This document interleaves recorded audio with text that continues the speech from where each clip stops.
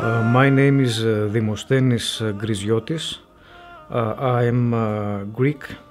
I'm Greek origin. I'm one of the very few Greek seers because they are existing in Greece. Seers from maybe second generation immigrants that have the Greek nationality and they are seers, but seer by Greek origin reverts, so they are very few, and I did a lot of research in Athens to find someone, but I didn't find any. And if anyone can see us here in UK, that is a Greek revert, Greek origin revert, I would like to meet him, to share with him any that we have in common, and maybe to make something together here in UK. I want to thank especially the Al Mehdi Institute and Sheikh Arif Abdul Hussein for the opportunity who gave me the scholarship about the full study in the Al Mehdi Institute. Al Mehdi Institute is maybe the biggest hausa in the Western world. Is in Birmingham. It has a great campus, a library that has 20,000 books. Maybe it's the biggest Islamic library in UK. The scholars that are doing professors in the hausa, they are very famous in their fields from universities. They combine from houses from Najaf, from Qum. They have PhDs from Oxford, from UK. That is the main philosophy of the institute. Combines the traditional seminaries of the Shia Islamic world, especially from Najaf and from Qum, two different schools, but they combined, and with Western academic institution. They have a lot of lessons like philosophy, mantiq, hadith, Arabic language, and a lot of people can have the opportunity to learn Farsi, like me, for example.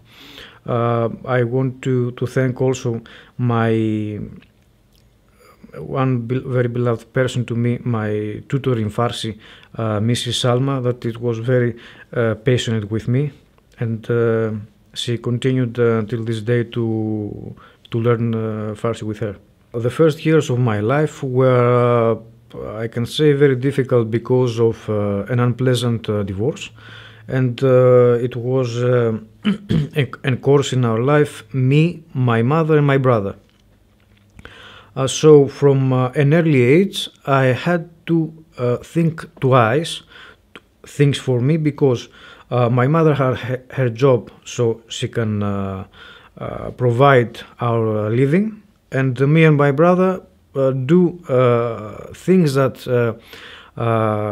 children our age couldn't do. For example, if we can cook some things from our 15, or wash our clothes, or anything, or work from 18. I'm working from 98, for example. Or if you want something, you must do it yourself. I think the terminology in English is go-getter.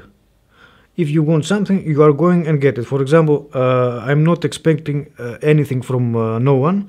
If I want something, I'm going myself and knocking the door, or grab it. It depends. That's why I'm the only Greek that is in Al Mehdi Hausa and studies Hausa studies. I have a bachelor's science degree in chemistry. I was as I remember myself, very curious in science from a very small age. After the national exams, chemistry school came, but what it has to do with bio, it was always my field of interest. So after I went through a lot of difficulties to finish the chemistry school, because I was in parallel jobs, so I was in the university. Some years I wasn't, so I came back, finished, and then had the master science in medicinal chemistry. This is my main field of job, my profession. I love it. That in the future, inshallah, I want to be. I'm binded with this, and that's why in one of the people that I admire very much from the SIA world is a person that combined both things, and I had the great pleasure to speak to him. It was Osama Alatar. He has a PhD in chemistry. He did a postdoc, and he's been also a great sheikh and a scholar, and I love his duas. I spoke to Osama Alatar on the phone when it was a long story. It goes from one moment to another. I heard his duas. I liked very much his voice when I heard the duas, especially Jawsan Kabir. That is my favorite dua. And then I saw his, by chance, his name.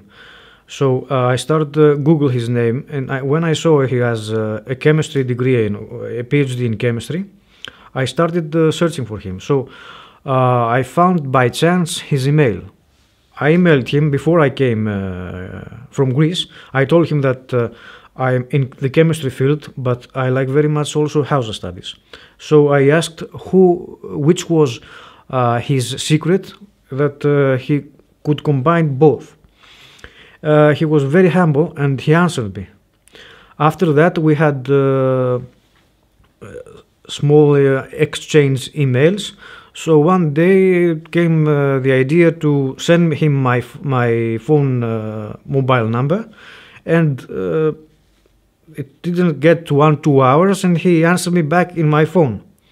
So it was very. I laughed because I heard his duas this time in YouTube, and I also his voice in the email, in the mobile, and I was. I told to him that okay, now I'm hearing double voice of you, and he laughed and he said, I think it must be not very good. No, it's great, I told him. 97 to 95 to 97 of Greek people are Greek Orthodox. Greek Orthodox is the main religion that was under the Byzantine Empire, when the Roman Empire divided into two, the Roman area and the Byzantine area, mostly Greek areas, and that's why also the New Testament of Christ was in Greek language, and in the 2/3 of the cities that are mentioned in the New Testament are Greek cities. I was baptized Orthodox Christian. Until 17, yes, I was Orthodox Christian, because Greeks are have specific values, and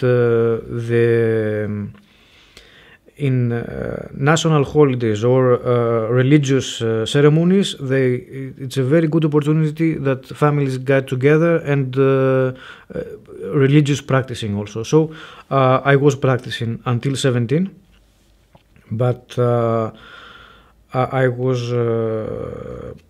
very, from an early age, I had great interest in philosophy and mysticism. I started with Greek philosophy, most Platonic and Pythagorean. Then I became more Neoplatonic philosophy, Proclus and Porphyrius. It's more after 500, after the destruction of the Platonic school in Athens, when they closed the school and they terminated the Olympic Games. And I was very interested then in Ottoman Sufism. It was step by step my studies, self-studies mostly. I was very interested in Emre Yunus, a very great poet and Ottoman Sufi. One man that was great effect on me was an Albanian scholar, the Naim Frasheri. He was a great, a multilingual person, very bright men and a part of the Bektasi community, also a very great part of the Sufi, Ottoman Sufism. Through them, I went to mostly Islamic mysticism, step by step, Ibn Arabi, the classics, Ibn Arabi, but then I turned very good points in Iranian mysticism. From Najmuddin Kubra, from Attar Nishapur, from Rumi. Then I went to Sohrawardi, and finally I became Shia through Mullah Sadra, and then I came to the great minds Qazi and Hussein Tabatabai. In Shia we call it Irfan. So it was a very gradually climax, step by step, through philosophy and mysticism, as far as I know, because I never have studied extensively the subject. There are some dogmatic in the doctrine of the Holy Trinity. The Holy Spirit, something is can give by the Father, also by the Son. Something it's called filioque, I think, in the Latin terminology. There are great differences between the two. For example, you can see also in the appearance of the priests. The Greek Orthodox priests are also Orthodox states are Greece, Bulgaria, I think Romania, Serbia, and Russia. Ukraine, maybe, I think, maybe. You can see also the appearance. They wear black clothes and they are unsaved. The Catholic priests, they don't wear black, they are saved. It's totally different in a lot of ways. I just you can see also from the appearance. I think Catholics are more into today world, not so dogmatic. You can they have I think some organs inside the church is also some choir can be combined with the musical organ. In Orthodox Church, there isn't any organs. It's only the reciter that chanting the Orthodox hymns. When you are searching something is when you love knowledge and education. It's simple. When in which station you will arrive, you don't know it. I didn't expect that I will be a Shia Muslim. Maybe I'm mistaken. One from the very few things I know about Shia Islam is that the great difference between Sunni Islam and Shia Islam is that has great philosophy in practice. So what I have read, I could be in practice right now, be one with what I have read and have a different relationship with God in the second part of my life now. I became Muslim the summer of 2011. The Greece, because of the austerity and because of a lot of problems that have big national problems, is the great poverty, great unemployment. For example, you can see between 25 and 35, the most productive ages, the percentage of unemployment is about 65%. So we had the greatest brain drain in our newest history, the last 15 years. People with postgraduate degrees, masters and PhDs left the country was about 60,000 at least the last 15 years. The Shia communities in Greece in the majority are from immigrants. Is a small Iranian community, a big Shia Pakistani community, and I think there is a small Shia Afghan community also. They had the bad thing is that they don't have this cooperation between them that I saw here in UK. For example, in every Shia community you can find national attributes between the communities, but at least they can cooperate between them. In Greece, you don't see this. You see, the Sunnis have their own NGO, but represented in the government, and to have the dialogue between the government and in part of the Sunni Muslim community, but you don't see this thing in Greece. I didn't. The minority of Shia Islam, I didn't see the percentages from the start. When I realized that I'm taking this way, I was Shia before I understand it. When I realized that the same things I believe, I was reading it in Mullah Sadah's and Tabatabay's works, I was already Shia. So I couldn't choose something else, because it would be like it wasn't me. The first time I experienced, I knew Imam Ali as a great Sufi and a superhuman mind from the fragments I have read. I didn't know about Najul Balaga, nothing. I read, like I have did a small research from all the great Sufis of Islam. One of them I saw it was Imam Ali. I only knew that.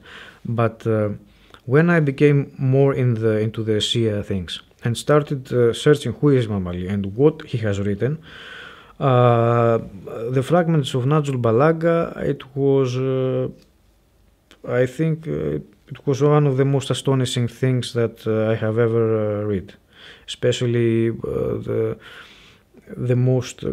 It has very complex language, and it was also one of the greatest modules we have in the Hausa from Shaykh Arif, that recites Najul Balaga from the Arabic text, and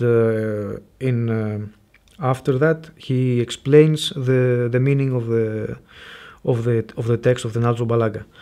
So it was especially this class of Shaykh Arif is one of the most unforgettable things we are doing in the Hausa.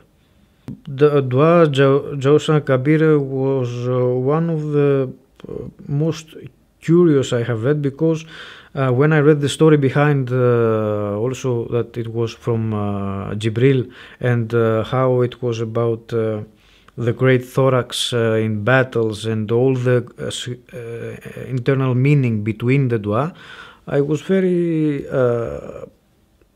astonished and loved it from the first time. Reciting duas is very common to the Greek reality. So the duas was one of the main elements that drew me to Shia Islam, the recitation of duas. Because it is a part of my life. It is a part of my everyday life now. With my brother and my mother, we have passed so many things together and so many difficulties that at least when you have to do with blood, it's only love. You cannot do anything else. Blood is blood. I contacted a lot of times people in Iran. So I can go to study, I don't know, from some years, but I wanted to be in greater touch with especially seminary studies and the core of the heart of Shia Islam. But due to the very difficult years that have West and in Iran, especially from Greece to go to Iran, it's very difficult. There isn't any direct plane. You can go only from Istanbul and then go to Tehran. I started to search. I know that I knew a lot of time ago that there were some institutes in the West, but I didn't know specifically about Birmingham. So after a lot of research in the internet, someone told me that there is an institute in. He didn't tell me. I didn't know that it was such a big institute, or the biggest institute in Europe in Hausa seminaries. Or it has such a big library with 2,000 books in Islamic bibliography. But he told me you can go there and do whatever you can, because it's a totally different field from mine, and also it's in a different language, in English language. So go and try and see how it gets. So as I told you, if I want something, I'm going. I'm determined to go to the other side of the world. As also the Quran says, you can go to China. I didn't go to China to find education. I went to England, to Birmingham, and I took the next plane and I came. From now I'm 5 months. I'm going to the second semester there. I'm living inside the institute. The great accommodations. Inshallah, from the next year it could be. It is being renovated, and it can host at least 40 students inside the campus. It's situated in an old I think Anglican church college that it became Muslim college. It's an old, magnificent old building with a grand garden in the back. You can, the net page is www.almahdi.edu. Everyone can see the pictures of the magnificent institute, and especially the old Anglican building. It's very important. One of the most important aspects is that they didn't touch the small church inside. They left it like a small interfaith monument, and they call it the Masjid Malsalah. It's a very beautiful masjid, and they keep it like it was before in the Anglican college, and is welcome anyone that can pray in the one God inside. He can come and pray. It was one of the greatest interfaith messages of the institute. Knowing only very few classes, because it's my second semester that starts from the next week. The institute combines the seminaries of classical Islamic seminaries like Najaf or Qum or Karbala, Mantiq, Arabic language, Hadith, Fiqh, Islamic philosophy, Irfan. Combines also with Western education from academic institutes, Islamic philosophy, history of Islamic law, Western philosophy. For example, for me, one of the best classes that we had in the first year was Western philosophy from Shaykh Arif, and also from Shaykh Arif, his hadith recitings of Imam Ali from Najul Balagha. I think when it's like, I cannot describe the feeling when you have someone to be inside the seminaries. Everyone from the big scholars we have, it's about at least 10-15 years. They had the biggest professor. They were in Najaf, in Qom. They are passed through all the seminaries. They became Hujjatul Islam, and then they did a PhD maybe in the West. They have all the experience and studies under great Ayatollah scholars, so they can transfer us all the magic from the texts, not to be just draw solid texts, to be something alive, and to become alive also inside us, in our minds and our hearts. It's one of my future goals is to go. I don't know for how much, but I want to continue the studies. I want to continue the studies, especially in Qum.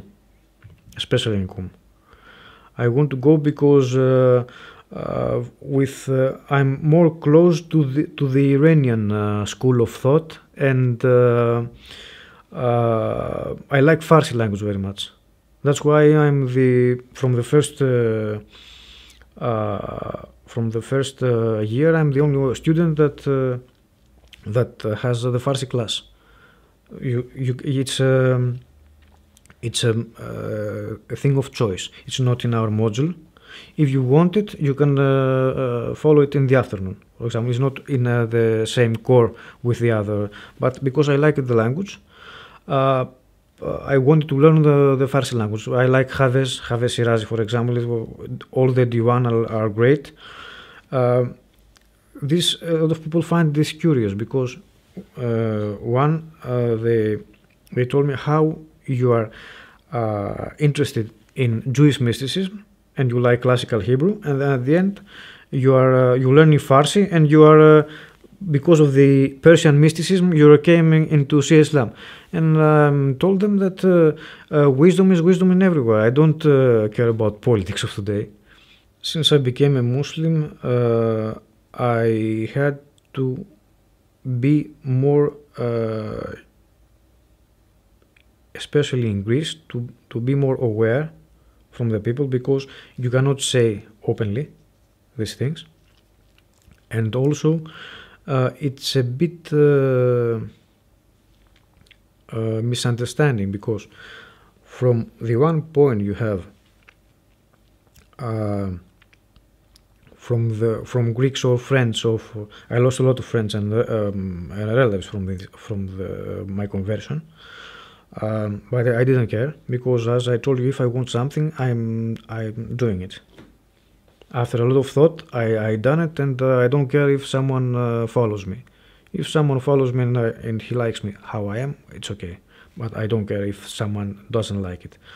And also, when you're coming into the Muslim community, you have some misunderstandings from the Muslim communities, because a revert is something different. In every ethnical community, you have specific Shia Islam with the specific Islamic culture. Every community has his own culture. The Greeks have their own culture. That's why I think the reverts must play a very positive role in Shia Islam, being the messengers between the Shia communities and between Christians and Islam. Like me, for example, I was Orthodox Christian, now I'm Shia Muslim. Because we are not care about, at least the majority of the reverts I know, don't care about the politics, and they don't bind ethnically in any Shia minority. So, because you are your own minority, you are a revert. So, I think they can play a very important role inside the Muslim community. The biggest elements that it always wins is the ethnical part. They don't have they don't see the word Shia most, for example, or Pakistani or Iranian or Khoja or anything else. It's Khoja Shia, Pakistani Shia, not Shia Pakistani, Shia Khoja or Shia Afghan or anything else. It's first the ethnical part, or Iraqi Shia, Shia Iraqi, and then Shia. It's very good to be Shia, and then because we don't have, when we have, for example, the biggest mournings like Ashura or anything else, you see people that they came and they mourned together. You don't see Shia crying different, the Pakistani different mourning the Iraqi or anything else. You can see the union only in the great ceremonies. In the everyday life, you don't see this. Life in Birmingham, from the point of view of religious freedom, is like a paradise to me, and especially in UK, because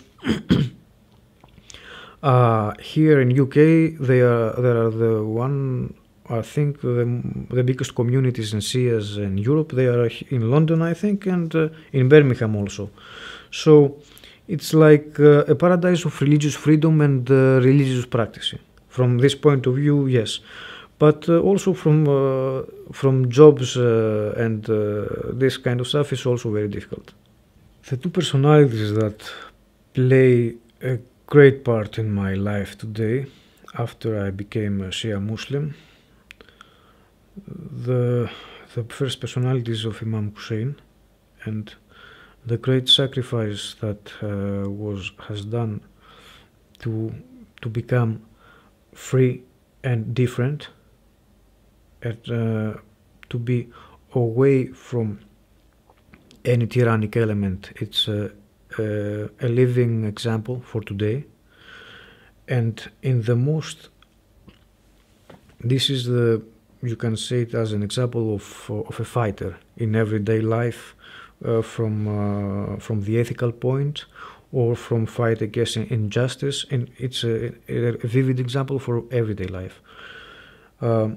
Imam Ali is a different example of a superhuman intelligence, I can say. It's like a beacon into the darkness of today spirituality. You can see in his works, especially Najul Balaga, these words are internally. My target is to become more, to know more about Shia Islam through my studies. That's why one of my goals is when inshallah I finish from here, I want to go Najaf or Qum, I don't know. You never know what life will bring. And also to combine, like I say before, I admire very much Osama al-Attar, to combine also this what I have studied, because I like it, it's my profession, and the one is science, the other is spirituality. You can combine both.